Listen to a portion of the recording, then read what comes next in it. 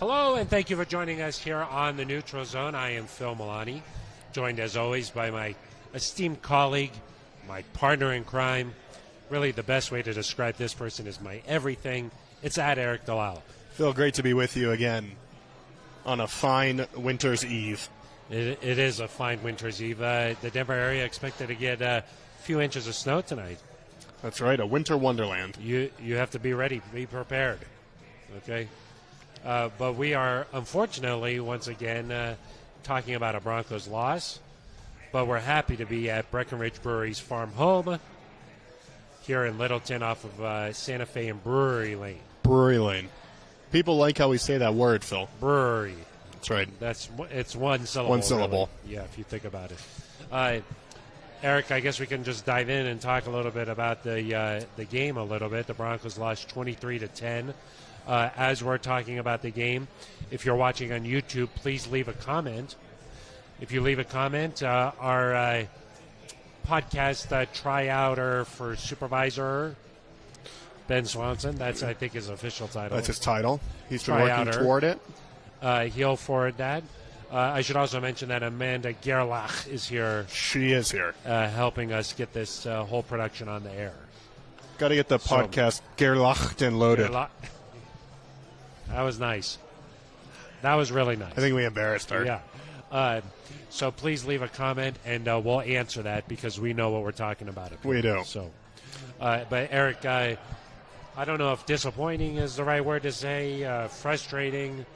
How would you describe the loss to Carolina? Yeah, it was the first time this season, Phil, where the Broncos really were not competitive, and I think that's unfortunate because it also, I think you could argue, was the worst football team the Broncos will play all season. Yeah. That's not a shot. Well, I guess it's a little bit of a shot, but it's not a shot. It's just kind of a fact, right? Yeah. I mean, this Panthers team was 3-8. They were on their third different starting quarterback of the year.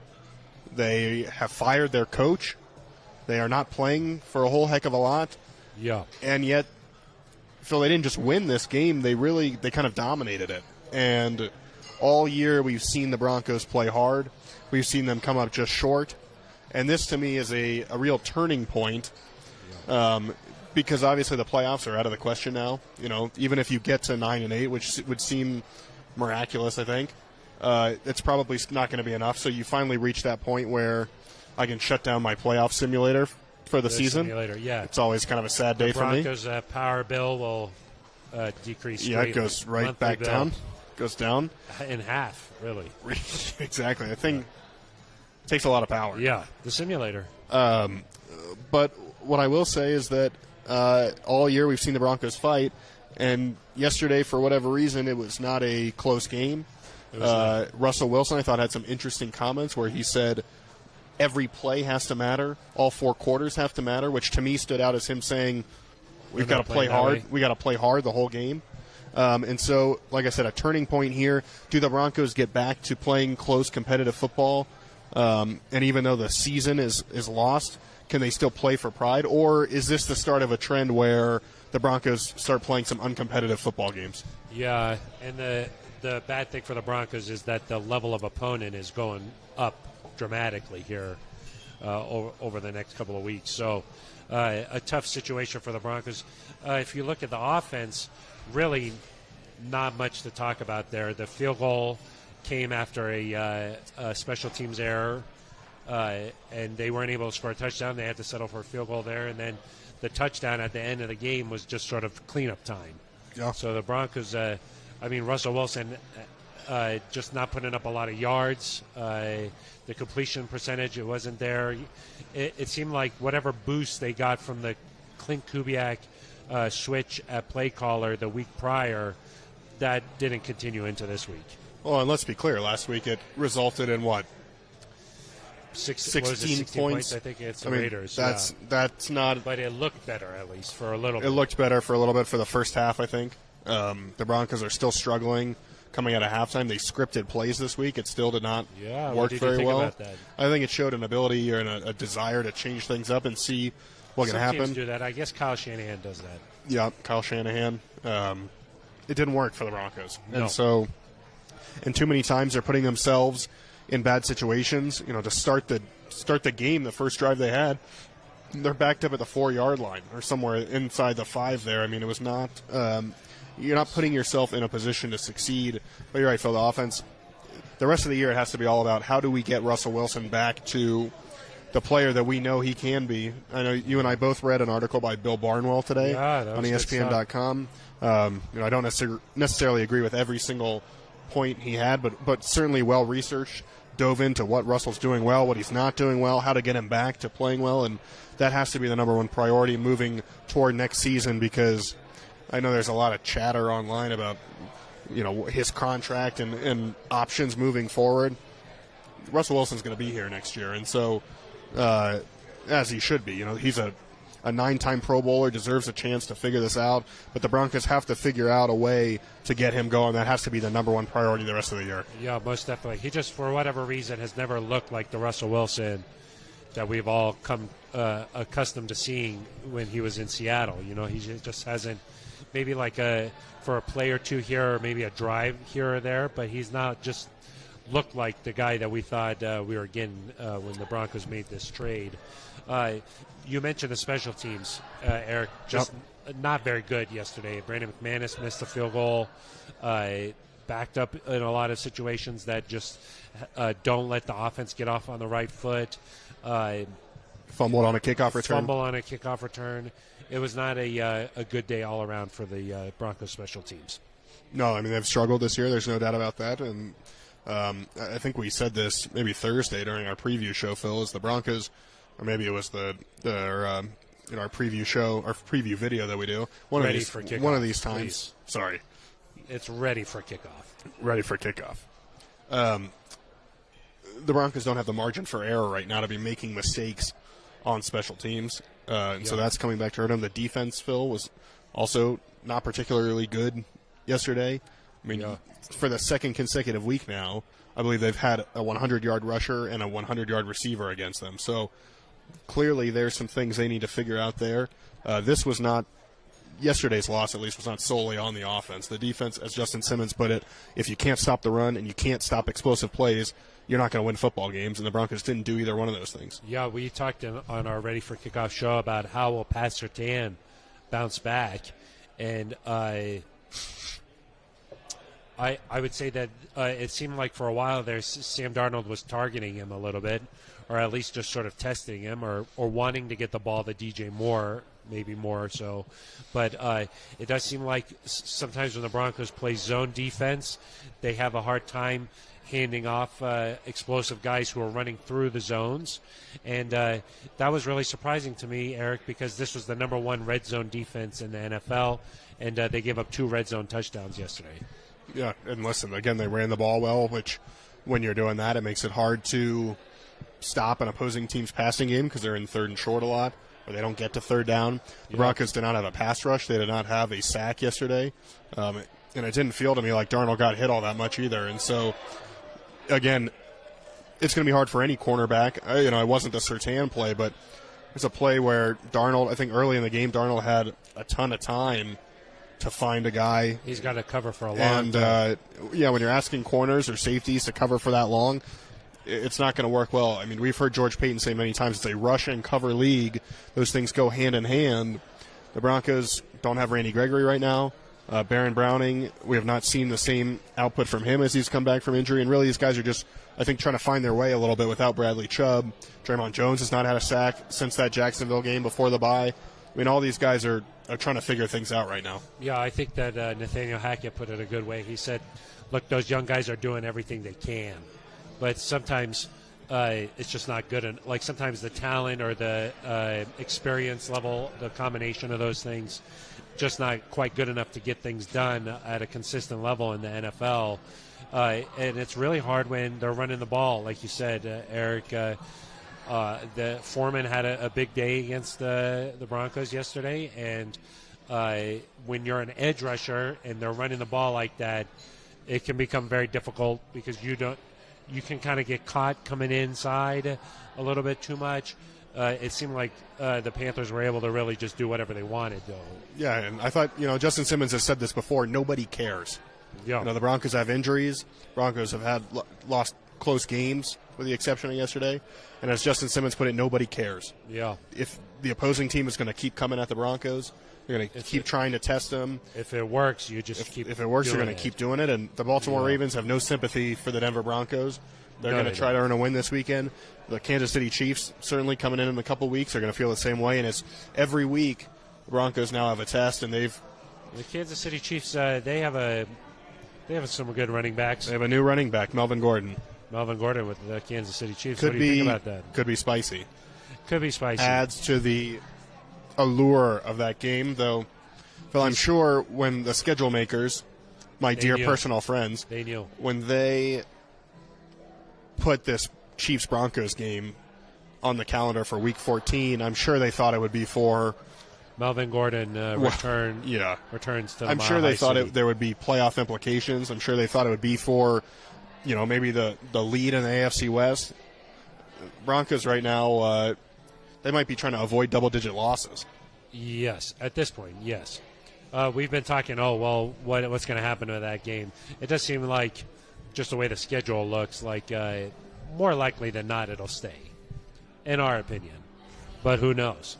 Yeah, I don't have a good sense of it one way or another. I believe it has to be decided by tomorrow. That's why I brought it up. We'll know soon enough if that stays as Sunday Night Football or gets flexed out. But some other good games on the schedule. Yes. If it does stay, it's probably just because Patrick Mahomes. Showtime. Exactly. Eric, our friend Brandon Walker wants to know, what are we drinking tonight? Phil, I am drinking a Hop Peak IPA. A Hop Peak, and I believe I'm drinking a Juicy Drop. Juice Drop. Juice Drop, I think.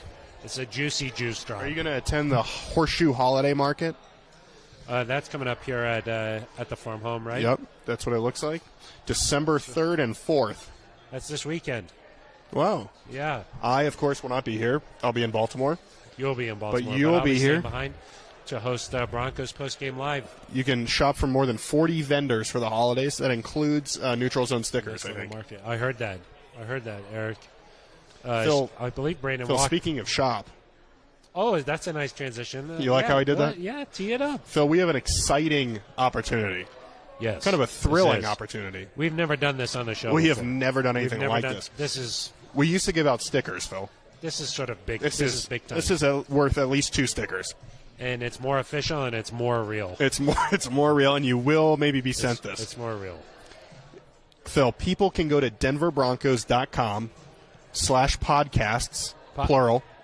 We like to talk about Broncos podcasts, but this is not this time. Serious. Podcasts. denverbroncos.com. denverbroncos.com/podcasts with an S /Neutral Zone. /Neutral Zone. And when you go there, you're going to have a chance to enter to win a $100 gift card to the team store, to the Broncos team store. So again, denverbroncos.com/podcasts /Neutral Zone. You go there, you enter a form, you fill it out. You can win $100 to the Broncos team store. This is not a joke. This is not serious. A joke. Very real. Please run. Run. Go there. Stop what you're doing. Turn this off and go. There now. Go do it. Go there now. Well, you can have maybe two screen. New tab. Eric, second screen. So what would you buy at the team store? I was going to say, how many times do our DMs just get hit up? Hey, where did you get that polo? I got this at the Broncos team store. Yeah. Or like, hey, where did that player get that hoodie? Yeah. The Broncos team store. So you could just be like Pat Surtain with his cool hoodie. Yeah, you could get a jersey. I know Greg Dulcich, of course, is your favorite and most interesting player on the team, which I think actually kind of turned out to be. He's sort of my hair idol. Rather true.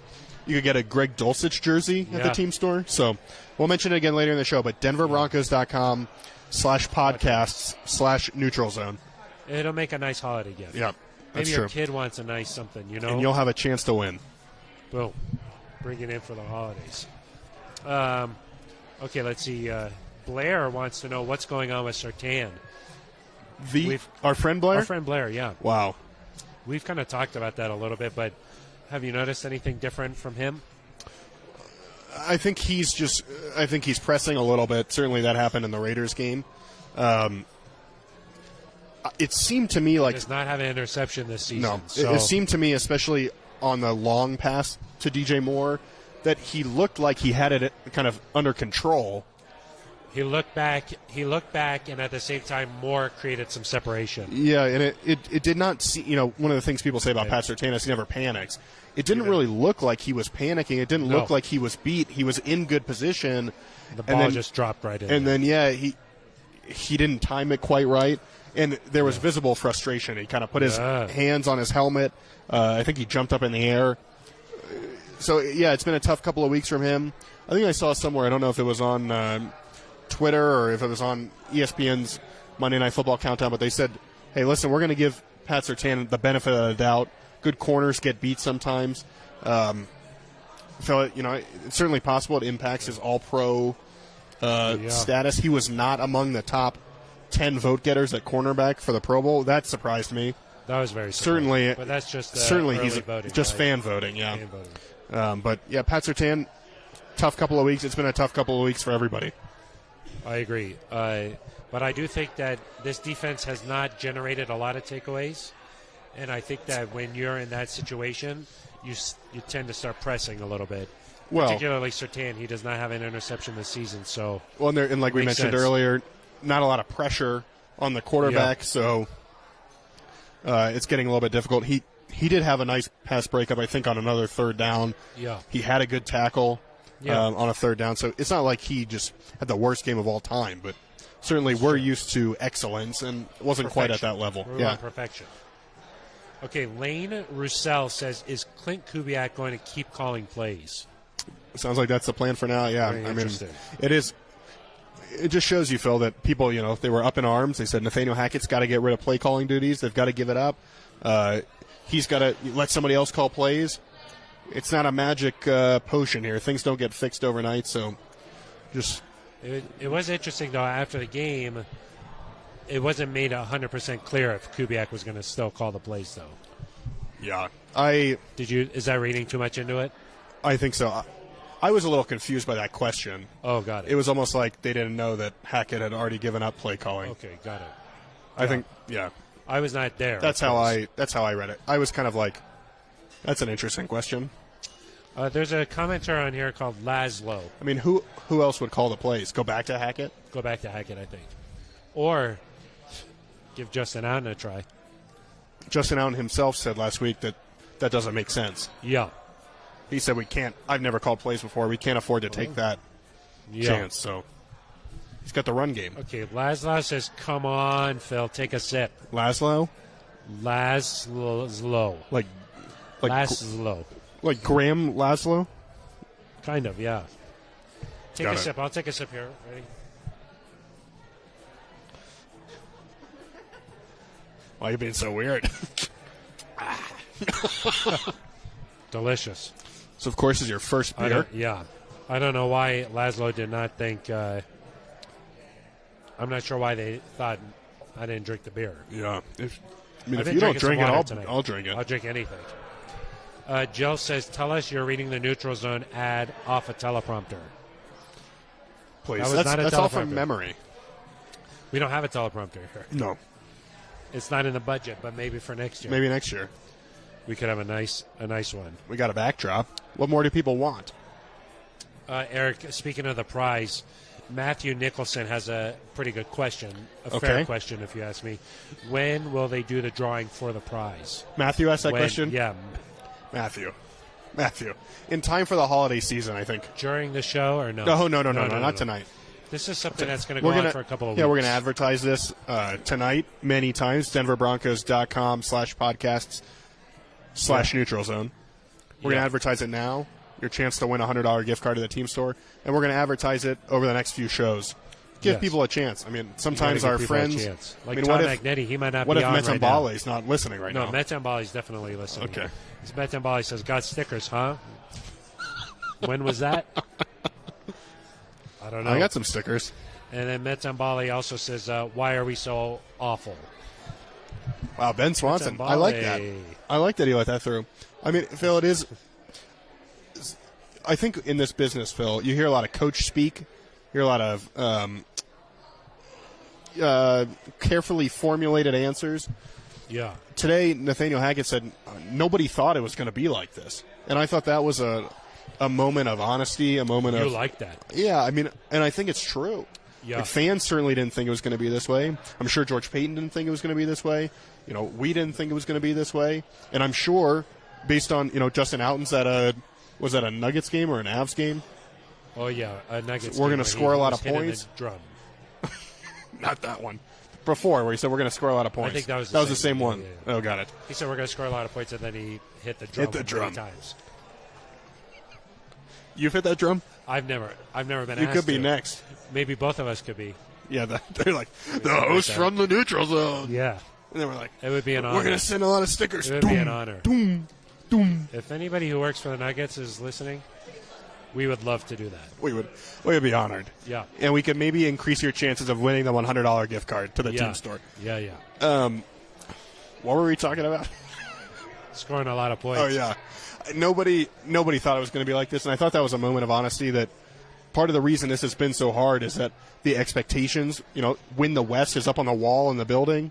Yeah. I mean, T-shirts. I mean, the expectations were much, much higher, and that's why, forget the win and loss record. It does feel like the most difficult season in a long, long time. Eric, one of the things we talked about on the on Broncos postgame live. Yeah.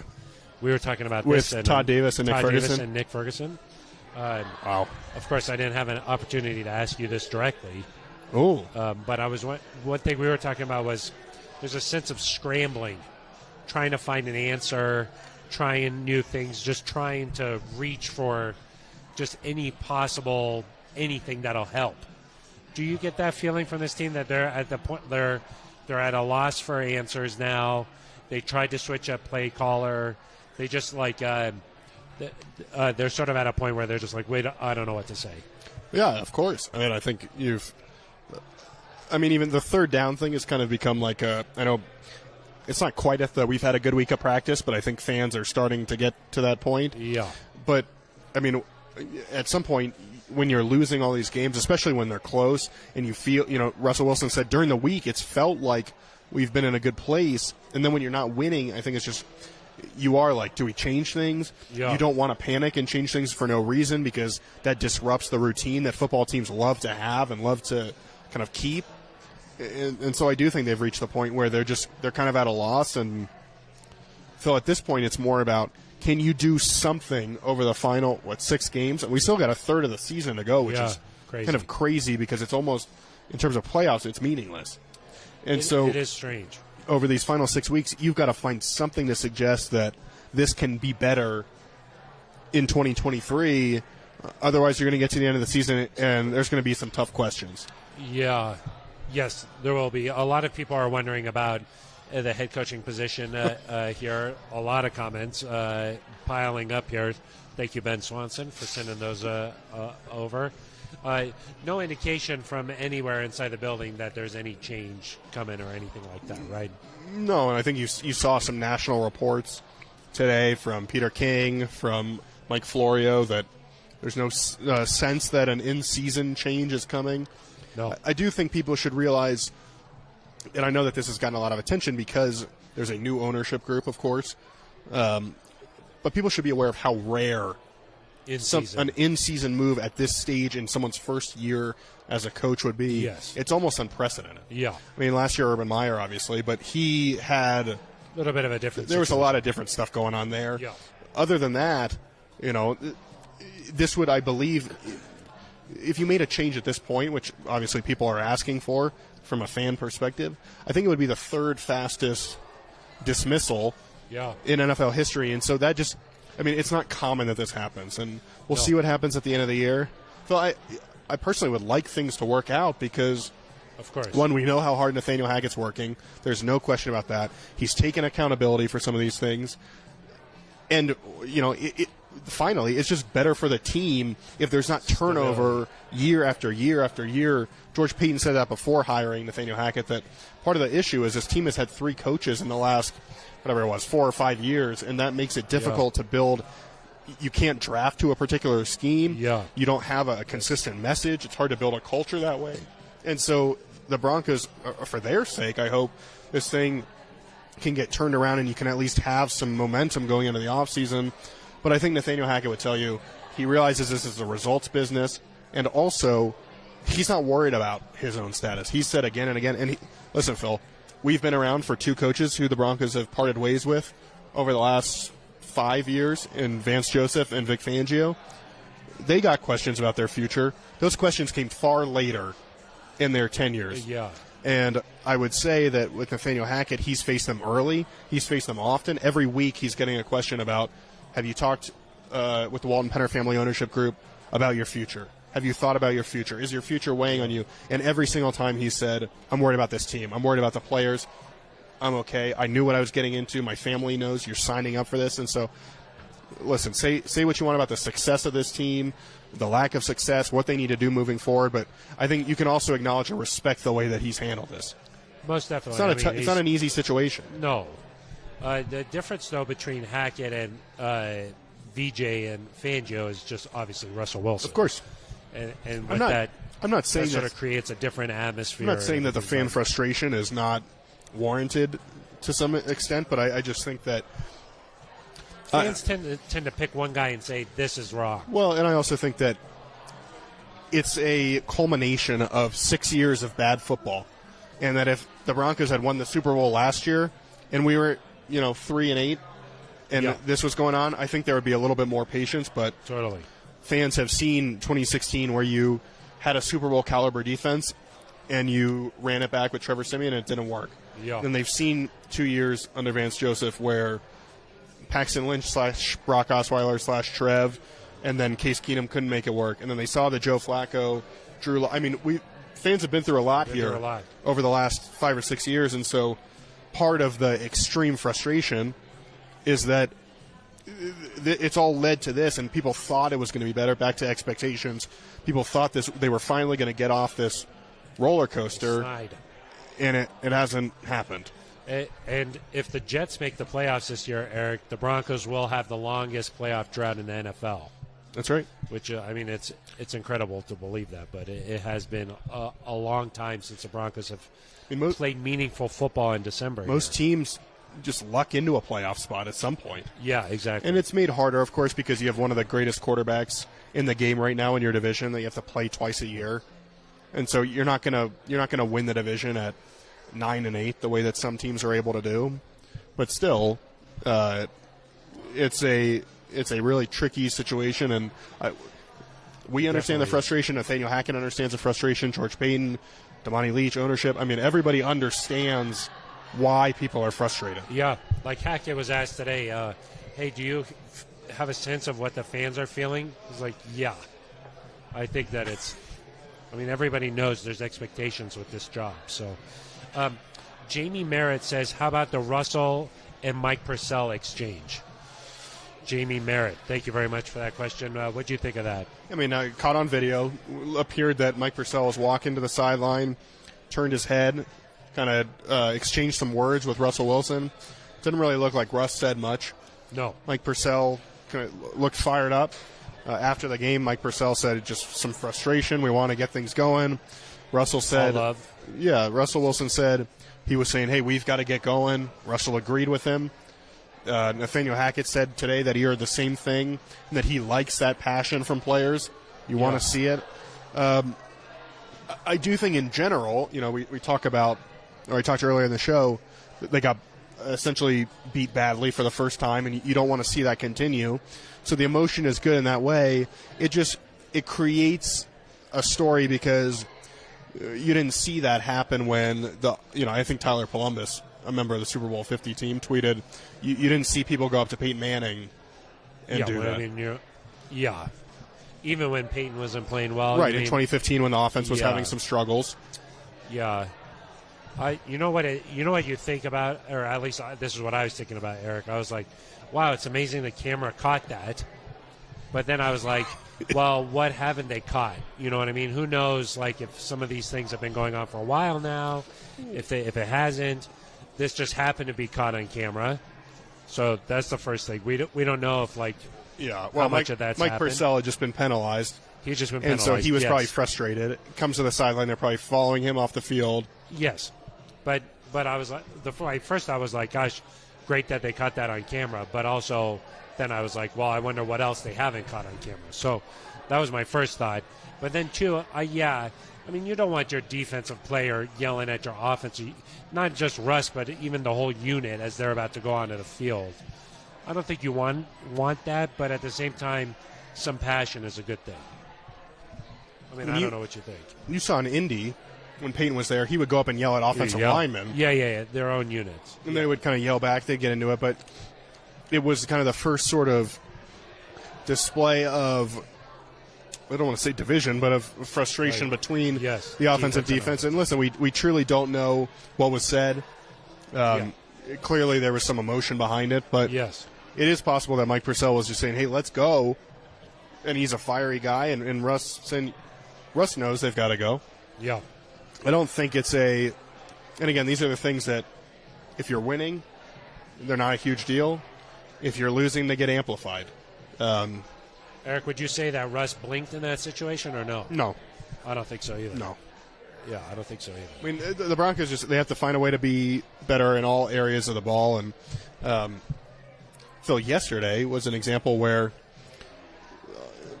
like Mike Purcell and the defense, they had their own issues. So it's not like the Panthers were being shut out and Russ threw a pick and you're in that situation. Game. No. That penalty directly led to an aggressive kickoff that led to a fumble. I mean, there were issues on both sides of the ball. So yesterday was not a day to be pointing fingers, and I don't think that's what was happening there. No, I don't think so either. DZ, the number one priority should be to fix the offensive line to protect the quarterback during the whole game. And then Lane Roussel follows up and says, what's our biggest need on offensive line? You gotta find a right tackle at some point here. Yeah, I think so. Billy Turner not under contract after this year. Calvin Anderson not under contract. Tom Compton, who was a backup, not under contract. So you've got to solve that position. I would expect that would be something you heavily consider with your first round pick. But Phil, I also think it's not just about the offensive line. This team needs some playmakers. Yeah. And we talked about this last week, and I'll continue to reiterate it throughout the time until next season, really, is that. So get ready for that. The Broncos need some. You look around the league and you look at some of these teams and the guys they have. The Broncos don't have a ton of guys right now that scare you offensively. They got to find a way to get one of those guys. Yeah, they don't have like a guy. You know, like Pat Surtain is a guy. Yeah. Do you know what I mean? But they need some of those guys on the offensive side of the ball.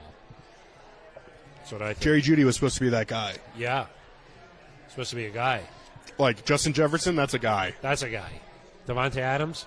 Guy. Is a guy. They need some guys. Travis Kelce, that's a guy. That's a dude.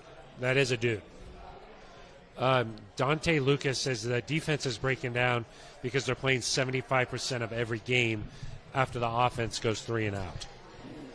Yeah, I mean, there's truth to that for sure, but the defense also just gave up a lot of rushing yards overall. I mean, I don't have the play count in front of me, but this was not a game where the Broncos defense got worn down by the end and the Panthers got a late score to end it. No. This was early on. A situation where the Panthers they designed open passing plays. Yeah. The Broncos were lucky that a couple of those were missed. So this was not a they were on the field so long and it's a 10-3 game. No, it was not. This was not that situation. It's happened this year, but this was not that situation. Matthew Nicholson wants to know, would one of you two consider playing right tackle? The guy on the left looks like he could fit the mold if put on some muscle. I think that's me. Well, you'd be on the right from the camera side. Oh yeah, so maybe you. Yeah, if I put on some muscle. If you put on some muscle, you could play right tackle. Is that? Maybe. You've got the height that you want. I got some height. More like a guard. You're more like inside the quick. You get your hands on somebody. Yeah. You get those meaty paws. You get those on somebody. Push. You got to push. That's really. Yeah, inside you push. You get those big old paws. Yep. You get those on the defender, and it's game over. That's right. Me, I got the long arm. I got like the Randy Gregory. You do the. Yeah, and I do some of these. The defenders will be like. Moves. And you'll be like, no. They'll be like. Yeah. Our good friend DeMarcus Ware, of course, taught us those pass rush moves. At the pass rush summit. Von Miller pass rush summit. Yeah. Not and a we wish sponsor. Von Miller all the Yeah, best that's here. tough. Hopefully that he. Poor Vaughn. I think we were all watching on Thanksgiving. Sounds like he's going to be okay. I think they're awaiting more tests. Oh, I But thought I saw 7 to 10 days. Oh, really? Yeah. I heard that it wasn't an ACL, but they were going to do more tests. But Yeah. I think some more Maybe they've news done- have come out. It's been a while since the game. Yeah. You're up on all the latest stuff, That's sort of what I come to expect. Matthew Nicholson also says it'd be nice if these guys were a bit more buzzed before the show starts. 2 to 3 Breck brews before. We could do that, We could. but they'd have to I hire a did that. driving service. That's right. Also, maybe for the budget next year. Yeah, Ben Swanson, can you take me home? They said, okay, do you want a driving service or do you want to give the $100 out? Yeah, we're all We about our said fans. $100. Is it the right time to... Yeah, you want to bring it up? Yeah, Phil. If you're a member of Neutral Zone Nation, if you've got your card, If you're watching right now on the YouTube page. you have a real opportunity here for something special. And that is to Let win me it. tell you, folks. Yeah. Right now, only right now, go do it now. It's Cyber Monday. If you log on in the next 3 minutes. Yeah, we'll double your order for free. Just kidding. Maybe. Well, maybe they could win a $50 gift card and we'll double it. Yeah. Yes. In You the can next think about it in the that next 30 minutes, we'll double a $50 gift card. You could potentially win it. All you got to do is go to denverbroncos.com/podcasts with an S Podcasts. /Neutral Zone. Ben Swanson just typed a message to us. Confirmed. There are already 362 entries. But don't let that discourage No. you. Enter multiple Because, times, I think. Yeah, do whatever you got to do. You can enter a bunch. Maybe build a little code. It enters you all the time. Yeah. What are you laughing about? I got a funny comment. Okay, well, I'm ready. Comment. Are you done? Yeah. Okay, yeah. Enter to Submit. win Yeah, and then we'll let you know who won in in a couple weeks. a couple of weeks. And We're with- going to give people an opportunity. Yeah, of course. It's kind of like the Taylor Swift. We're trying to get this is like a pre-sale big. code. We're trying to get a big Chance to win. long You got to say chance to win every time Chance to because win, you can't just yeah. say enter and you'll get enter this. to win. You have Enter to win. But you don't just win it. You don't just win. No. But you have to. Where enter would to you win. enter to win? DenverBroncos.com. Yeah. /podcasts Yep. /neutral zone. Nailed it. All right, we'll see you there. Neutral zone, not the neutral zone. No, not. Oh my goodness! That you don't would be even. a little too much. Do not type podcast / the neutral zone. Takes you to. No. Don't go. No. Takes you. You don't want to go there. Laszlo wants to know, or says here, Von Miller would come to our camp. We went to the Von Miller camp. Oh, he'd come to ours. He'd come to our camp of podcasting. Oh yeah, of course. I don't know. Is that what our camp would be? Probably, and probably like how to have really nice hair and wear good quarter zips. Yeah. We're like, okay, Yeah. this is how you get ready for the podcast. We're both Italian, so maybe we could make some It's true. pasta. Yeah, we can make some pasta. Have a nice Thanksgiving. Yeah, You know, we exactly. We do It's all my that favorite kind of side dish. stuff. Blair says, stop plugging the contest. My odds are going down every time you bring it up. Also, am I allowed to win? Yeah, that's a good Of question. course. Yeah, Blair, we're not worried can't about pull- we're not worried about things like eligibility. We can't pull strings. It's Phil all a and random I both automated- entered too. It's an automated system. Ben Swanson put his name in there a bunch. He's stuffing the ballot box. Yeah. Troy Booker says all the world's problems are solved at the brewery. That's true. You have a couple of these One juicy way or juice, another. juice drops. Juicy Drews, is that what you said? Juicy juice drops. Oh gosh. Yeah. What was yours? A peak? Hop Something peak. about a peak. Hop. You got to get You to do a the little top hop of and the a peak. Brendan says, what are you guys looking for in the game against the Ravens? What are you looking for? Mark Horning says, do you truly think we even have a punter's chance? A punter's A chance? Corliss Waitman. Is it a chance. punter's chance? Oh, it says punchers. It says punchers. I thought it said punter. I thought that was kind of... I thought I was going to have to roast Mark I thought Horning, but punchers. instead I got to roast you. It's kind of like it's like Christmas came early. I get to Puncher's use that chance. gift card a Sorry, little bit Mark. earlier than I thought. Sorry, Mark. Let's not... Yeah, do they have a Corliss Waitman's chance of winning this football game? Wow. Sorry. They have a long snapper's chance of winning. Who's to say? Do they have a chance? I don't know. This is Phil, I looked at this game before the season started, and I thought this was the second most difficult game on their entire schedule. The Jags just beat the Ravens, though. They did, and the Broncos beat the Jags. Whoa. So if you kind of transitive property. Yeah. Well, there's that wheel where every team in the NFL, you can go around and be like, the Broncos beat the Niners, who beat this team. So that is true. What do you think about that? It's going to be a tough test. The Broncos have struggled against Lamar Jackson in the past. Have they faced him once, Phil? Just once, right? Well, last year they played Lamar Jackson. That's when Javonte had that crazy run at home. Yeah. I think that's the only time they've played Lamar.